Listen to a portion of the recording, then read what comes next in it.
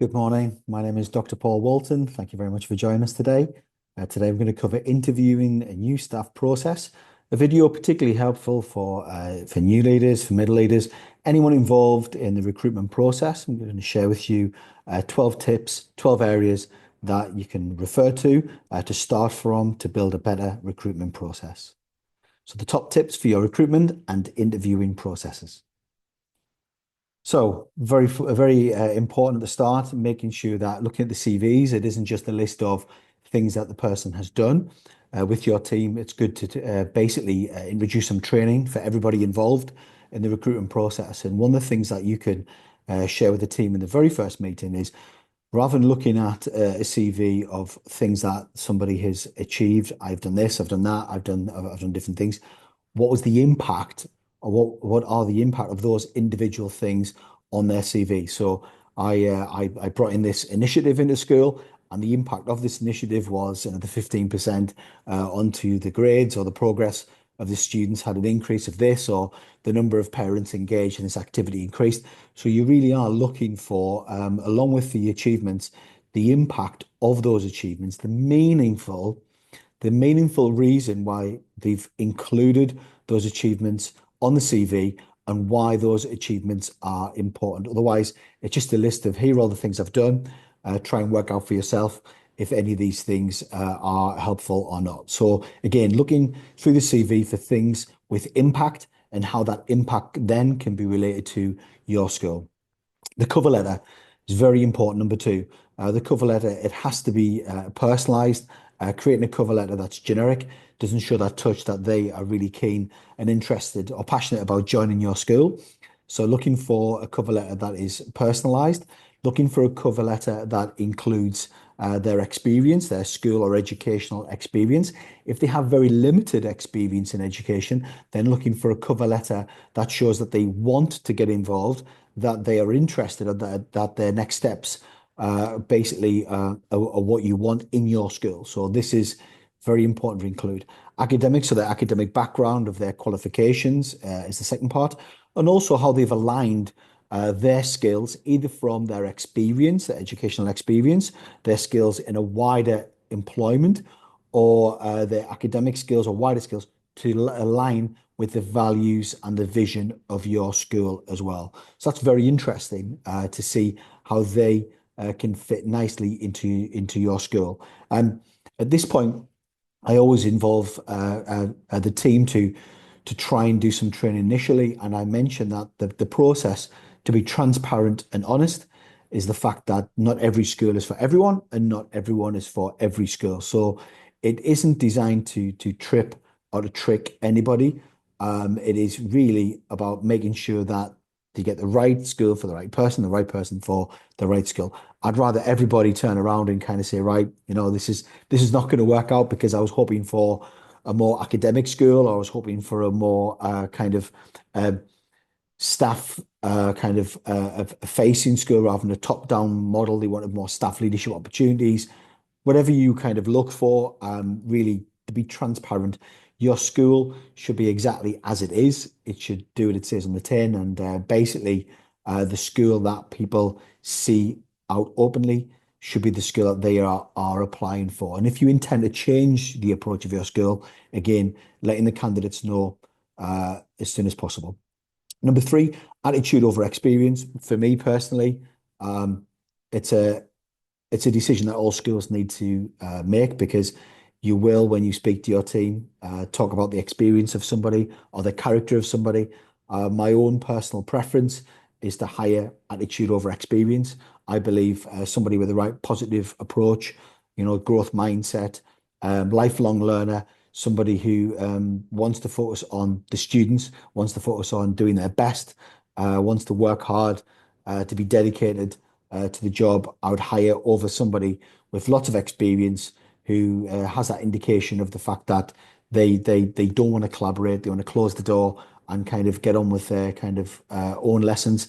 I would hire somebody who wanted to open the door to share with different colleagues, because I believe that they can have a more positive impact on the immediate team, two, on the students, with three, in that school culture as well. So Attitude over experience is always going to be one that you have to look out for.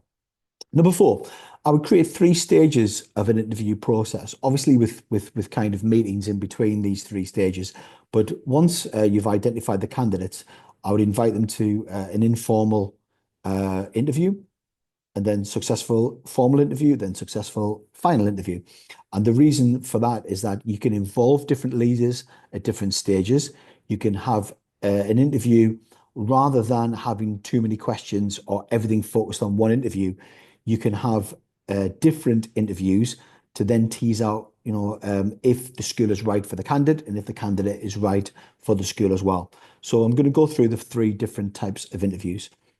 The informal interview is number one. I probably wouldn't be involved in all of the informal interviews. I would like to involve the leaders.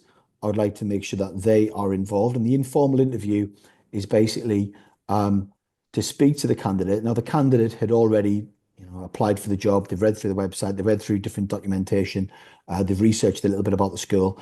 But this is basically a two-point kind of interview.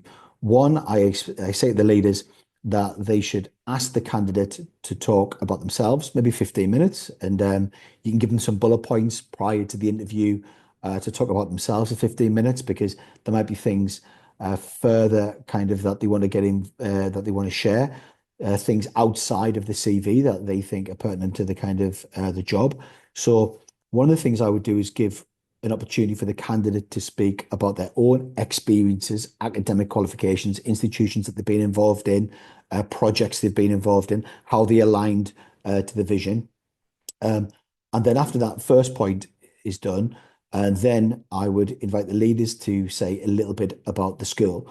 So again, being transparent and possibly even saying, look, we want to be as clear as possible and open as possible, that our sort of school, it focuses on an holistic approach, or it focuses on the values. Could be a group of schools which has a clear identity, but just really to talk about the approach of the school, maybe to talk about the facilities, maybe to talk about the direction, the priorities, maybe to talk about kind of any important updates from the school, and just to be as kind of transparent as possible and to give as much information as possible about the school. So finishing that informal interview, you've got the candidate who then has been really open to tell you everything beyond the CV, beyond the cover letter, maybe even their own motives for applying for the job, wider motives for applying for the job, things that you don't find in a 1 or 2 page cover letter. So it really is an opportunity to get to know the character, the person, their attitude in that kind of informal interview. So for me, it's a really supportive and a kind of, a productive way to kind of say, let's talk informally. You tell us about yourself and we'll tell you about the school. So everyone gets as much information as possible. And maybe even at the start of the interview, explaining the purpose of that interview as well. After that informal interview, if you were interested in the candidates, it's a good opportunity to share other things, other publications that may not be on your website or easily accessible by the public. So you could share maybe some other publications, some brochures, some facts, some PDFs about the school. There could be anything that's relevant that you've produced that isn't currently on the website that you'd like to share with applicants. Could be facts about living in the country. It could be successes of the students. It could be opportunities for the staff. Anything at all would be good to share to give more information to the applicant. Number 7, the formal interview. You can Google and find lots of different formal questions. I like to include the head of school. Should certainly be involved in this interview. This is the formal interview. The purpose of the formal interview is to go through all of the questions that are relevant to the role that the applicant has applied for, and also to see if the school is a good fit for the applicant, as well as the applicant obviously a good fit for the school. So key priorities for the role of the teacher will be included in probably all of these formal interviews. But if the interview is for head of department, additionally, you would have some head of department questions covering leadership, management, developing other people as well. But I would include many questions that require the applicant to give a scenario or an example. of what they did. And one of the things I would probe for is an example of how they have, introduced challenge in the classroom, what they did and what the impact of that was, how they worked with colleagues across the school, what they did and what the impact of that was, how they supported students through with the learning support team, how they provided extra help and support for students, what they did, and obviously what the impact of that was, and creating 4 or 5 questions so that they can share with you scenarios and the outcomes of those scenarios as well. I would include the key priorities of the job. I would include some questions regarding the approach of the school. So if we are a school and we have a big focus on adaptive teaching, concrete examples, retrieval practice, interleaving, lots of different teaching and learning approaches that we have just introduced, then I would include a couple of questions regarding teaching and learning, probably even some questions regarding curriculum or assessment. Again, I would ask about, a scenario and then what they did and what the outcome of that was. I would also have the cover letter, just in case there are things in the cover letter that they've mentioned that then can be kind of further probed in this formal interview. And also at the end of this, I would include the traditional kind of an essential safeguarding, child protection questions at the end of the interview. Also, at this point, if you've been through the formal interview as an extra, it's worked very, very well. I would basically ask if they would like to speak to a member of staff. This has been somebody who's lived in the area or worked in the school for a number of years.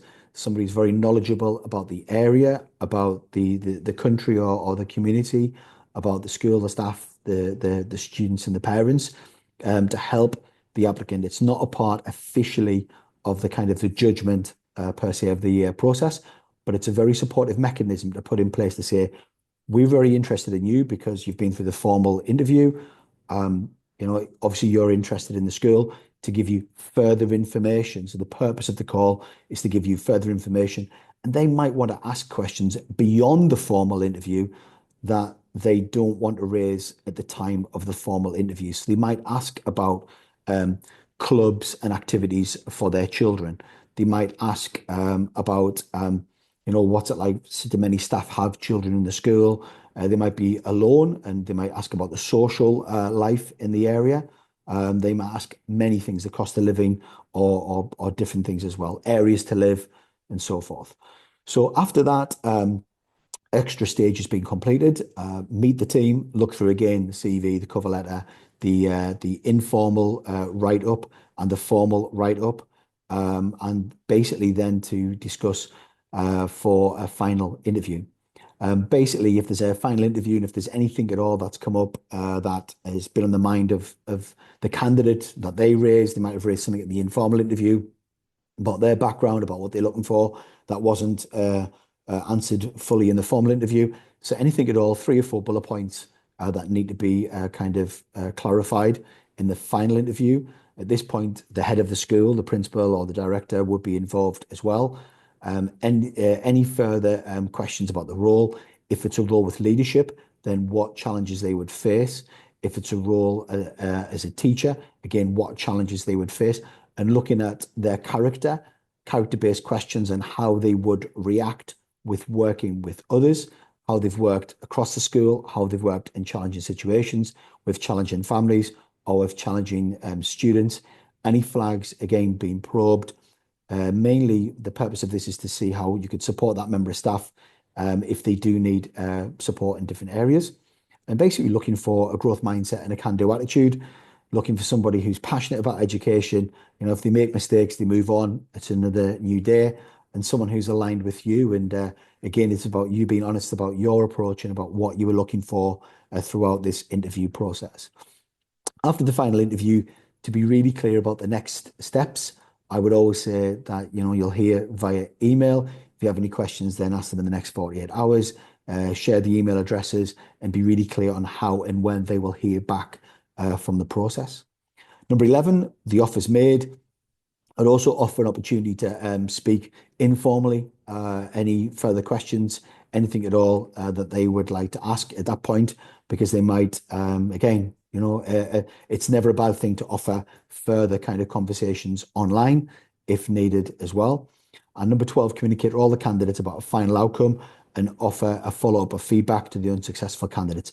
Very important to offer if people ask for extra feedback or even if they ask for a one-to-one online meeting, happy to do that as well. One of the things that as a school you need to decide during this process is about looking through the interview additionally for watching lessons, tours of the school, and those areas as well. If you can fit a, a day where they come into the school, these are the tips for the interviews themselves. I would also include, obviously, a lesson. I would include a walk around the school. I would include any interactions with as many staff as possible, just so you can get that kind of sense of what that member of staff is like outside of that interview kind of process and environment. If they accept the offer, I would always offer a buddy onboarding and include the member of staff in emails and updates. One of the areas that is often dropped is that as soon as someone has been appointed, they are just left and they don't hear many things about the school. So make sure the head of school or their line manager is including them in any school updates, that they feel a part of the school, because the best feeling in the world is when you feel like you're involved in the school before you meet a school and you receive updates about the school. It adds to that excitement before you join the school, and you can't wait to go there and work there because you feel that you've been involved and you've been a part of the school immediately after you've accepted the job. So offering a buddy to talk to online, offering a buddy to speak to when they arrive, offering online calls and including their email in any updates, and a regular kind of update will be good, as long as well as also inviting them maybe to meet towards the end of the year, to meet all of the members of staff in your department, either physically or online. It's a great way to kind of to really round off that process and make everybody feel a part of the process, and it's really transparent. Other tips as well is that if any internal candidates apply for a job, they should go through the same process, starting, I would say, at the formal process, but everybody internally, I believe, should get an interview, because that helps their progress, helps their development.